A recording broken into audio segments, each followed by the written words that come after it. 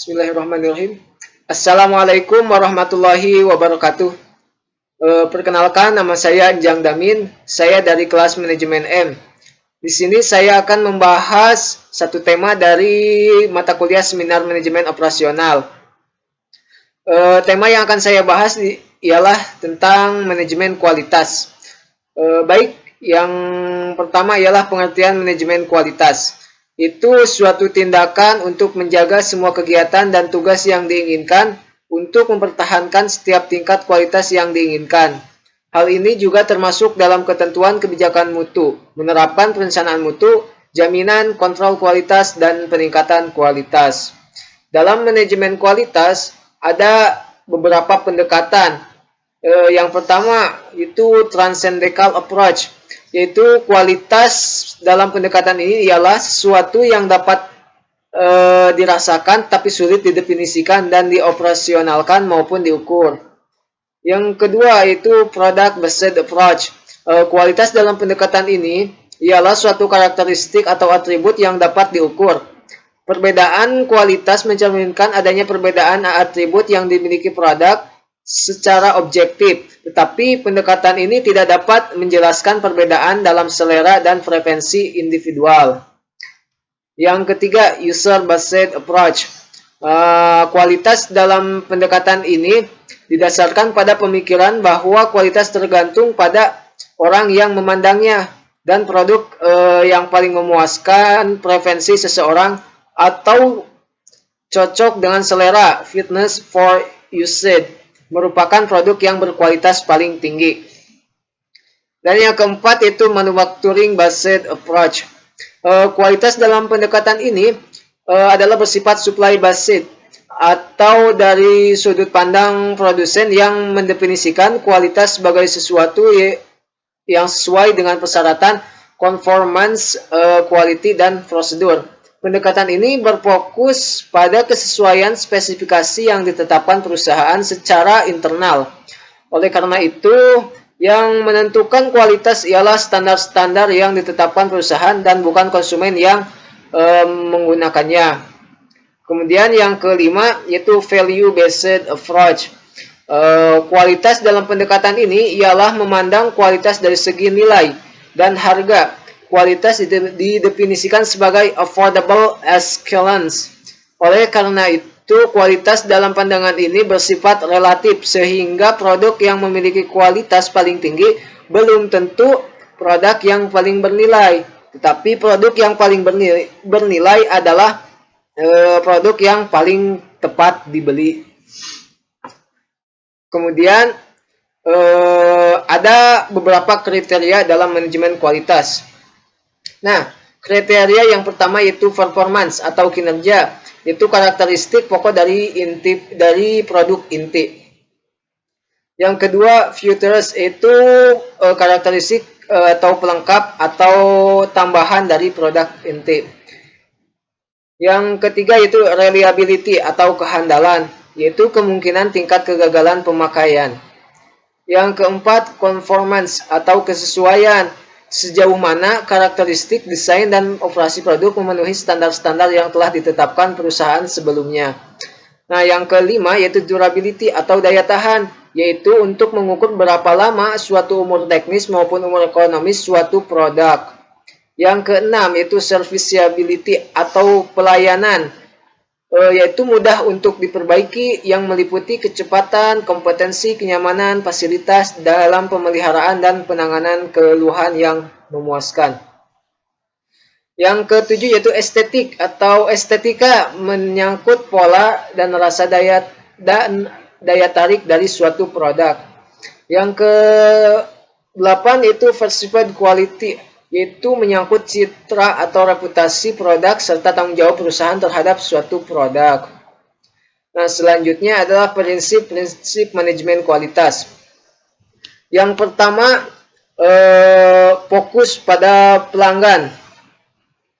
Nah, organisasi tergantung pada pelanggan mereka. Karena itu, manajemen organisasi harus memahami kebutuhan pelanggan sekarang dan yang akan datang, harus memenuhi kebutuhan pelanggan dan giat berusaha melebihi harapan pelanggan. Yang kedua, prinsip yang kedua itu kepemimpinan. Pemimpin merupakan puncak organisasi. Itu harus menetapkan kesatuan tujuan dan arah dari organisasi dari organisasi atau perusahaan. Mereka harus menciptakan dan memelihara lingkungan internal agar orang-orang dapat menjadi terlibat secara penuh dalam mencapai tujuan-tujuan organisasi atau perusahaan. Yang ketiga itu pelibatan orang. Orang pada semua tingkat merupakan faktor yang sangat penting dari suatu organisasi, dan keterlibatan mereka secara penuh akan memungkinkan kemampuan mereka digunakan untuk manfaat organisasi. Yang keempat, pendekatan proses. Sesuatu yang diinginkan akan tercapai secara lebih efisien apabila aktivitas dan sumber-sumber daya yang berkaitan dikelola sebagai suatu proses yang mengubah masukan input terukur ke dalam keluaran atau output terukur melalui sejumlah langkah yang terorganisasi. Yang kelima, pendekatan sistem pada manajemen. Pengidentifikasian, pemahaman, dan pengolahan dari proses-proses yang saling berkaitan sebagai suatu sistem akan memberikan kontribusi pada efektivitas dan efisiensi organisasi dalam mencapai tujuan-tujuannya. Prinsip yang keenam yaitu perbaikan berkesinambung.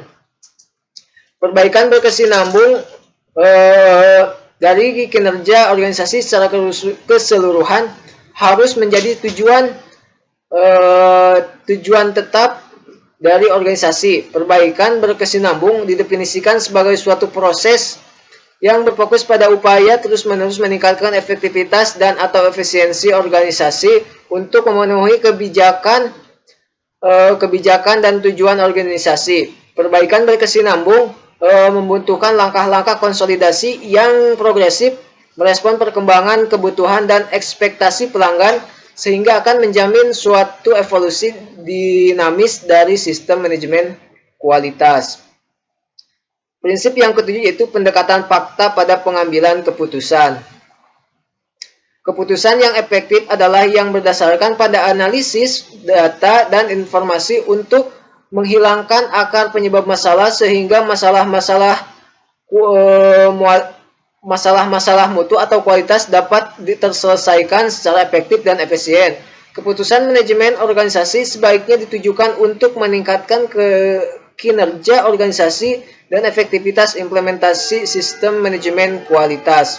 Dan yang kedelapan itu hubungan yang saling menguntungkan dengan pemasok.